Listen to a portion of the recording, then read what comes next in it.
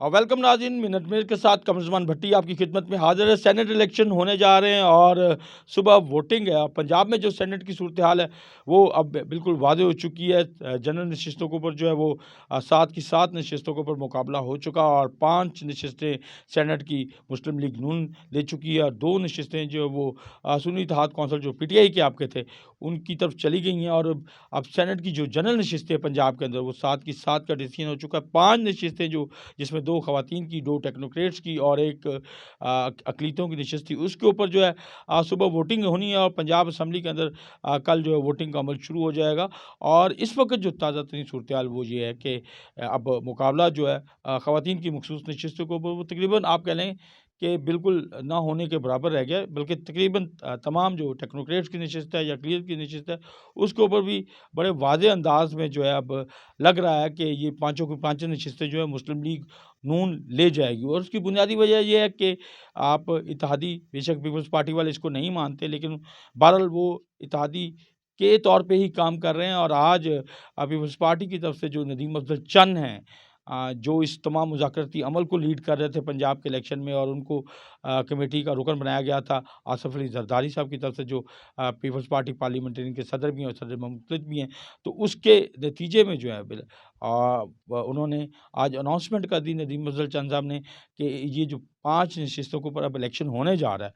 7 के ऊपर तो इलेक्शन हो गया, 5 नशिस्तें मुस्लिम लीग नून ले गई और 2 पीटीआई और सुन्नी इत्तेहाद कौंसिल के लोग। अब जो 5 नशिस्तों के ऊपर इलेक्शन होने जा रहा है, इसमें पीपल्स पार्टी के जो 15 अरकान असम्बली हैं, वो सपोर्ट कर रहे हैं, वोट कर रहे हैं मुस्लिम लीग नून के हमायत याफ्ता उम्मीदवारों को।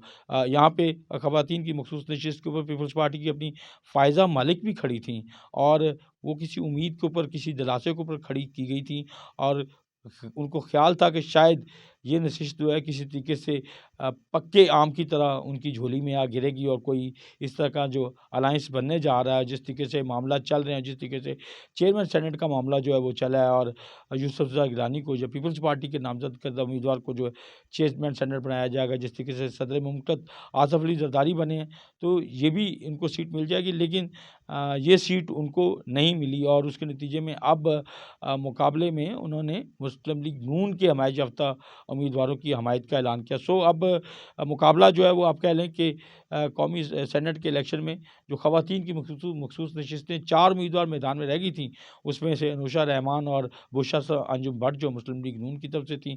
इसी तरीके से पीटीआई की तरफ से सुन्नी इत्तेहाद कौंसिल की तरफ से जो थीं वो सनम जावेद थी और वो इस वक़्त कैदी भी हैं, 9 मई के मुकदमात भी हैं और उनका कागज़ात जिस तरीके से दाखिल हुए, जो प्रॉब्लम्स आई वो भी हमने आपके साथ शेयर की थी कि किस तरीके से उनको कागज़ात के लिए जान जोखिम से गुज़रना पड़ा। उनके वालिद को जो है बार-बार जेल जाना पड़ा, साइन करवाने पड़े, फिर उन साइनों को आगे मरहले तक मुंतकिल करने के लिए कोर्ट जाना पड़ा कि फिर कोर्ट में प्रोसीडिंग के नतीजे में जो है उनके कागज़ात जो हैं मंज़ूर हुए। लेकिन अभी भी सनम जावेद के मामलात इम्तिहान जो हैं वो ख़त्म नहीं हुए।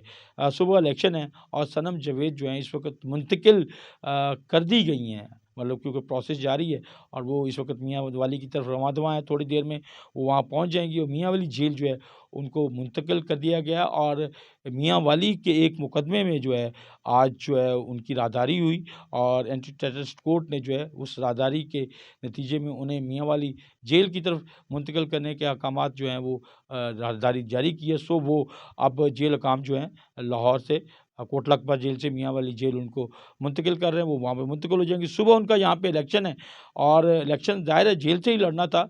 उनके नामज़दगान में उनके बेटा उनका भाई यानी जुनैद और उनकी वालिदा हैं और वो वहाँ पे आप कह लें कि पूरा उसको इलेक्शन को मॉनिटर करेंगे।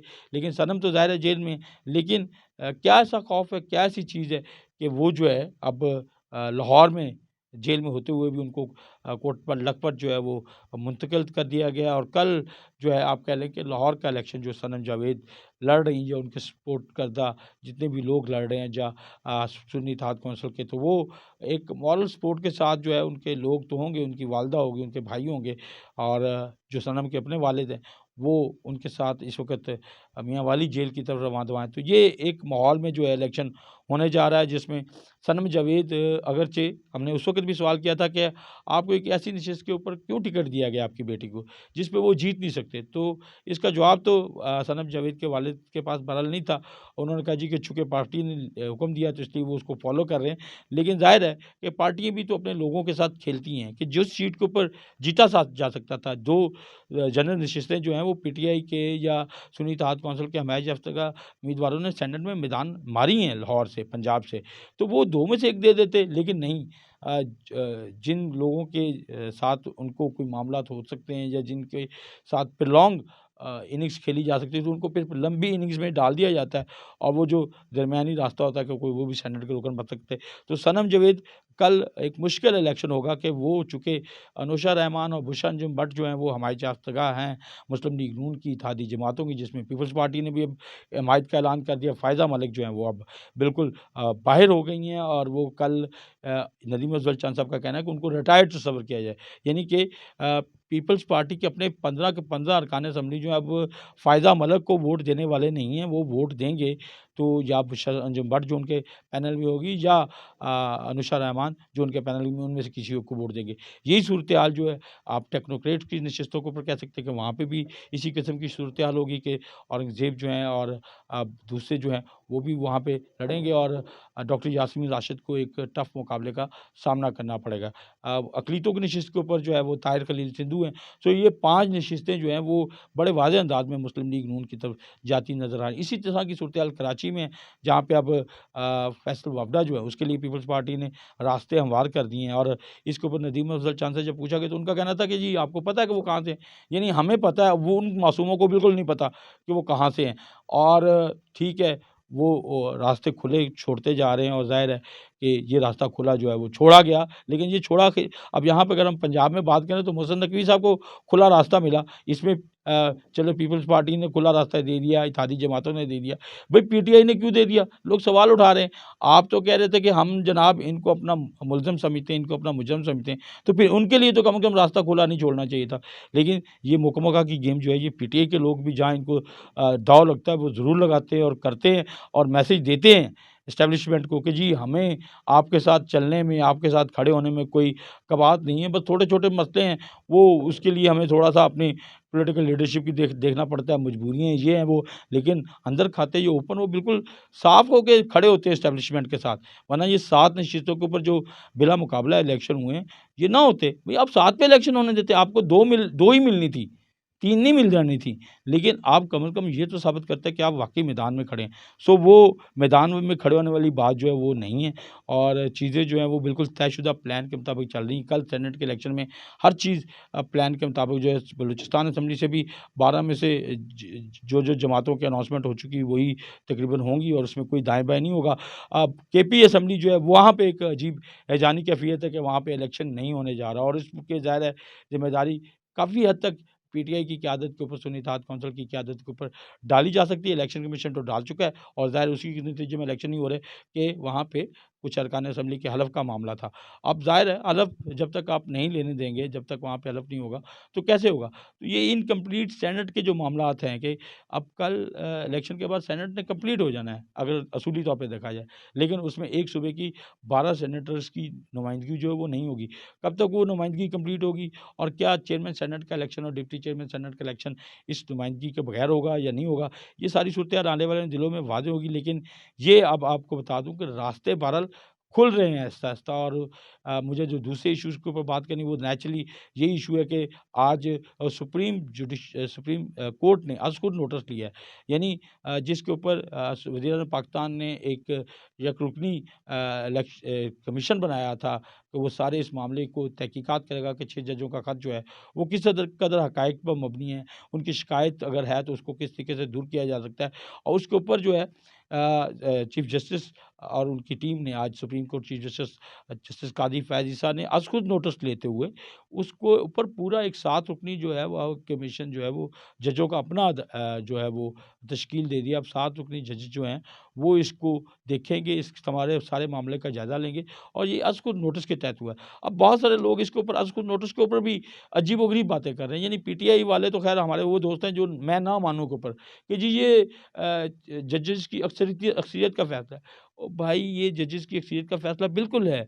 लेकिन ये भी तो देखें कि जब माज़ी करीब में सो मोटो नोटिस के ऊपर मामले को बात होती थी तो वो कहते थे नहीं सिर्फ़ एक जज के का ये इख्तियार है, चीफ़ जस्टिस का इख्तियार है, वो जिसको चाहे जब मर्ज़ी चाहे नोटिस ले, जब मर्ज़ी चाहे ना नोटिस ले और चीफ़ जस्टिस अता बंदयाल के इस जो हक़ को जो है वो प्रोटेक्ट करते थे पीटीआई के लोग। उस वक़्त कोई ये बात नहीं करता था कि ये जो अक्सरियती जजों का एक पैनल बने, वो इस मामले में फ़ैसला करे कि सुओ मोटो नोटिस लेना है या नहीं लेना। अब ये काम जो है वो ज़ाहिर है किसने किया है? ये जस्टिस काज़ी फ़ैज़ ईसा ने किया है और अब अगर उनकी कैबिनेट में शामिल जो उनके इस पैनल में शामिल जजेस ने ये फ़ैसला किया कि आज कुछ नोटिस बनता है, तो वो ले लिया गया है। अब इसके ऊपर इतराज़ कि जनाब ये काज़ी फ़ैज़ ईसा से तो हमें कोई उम्मीद नहीं है, तो फिर किससे उम्मीद है?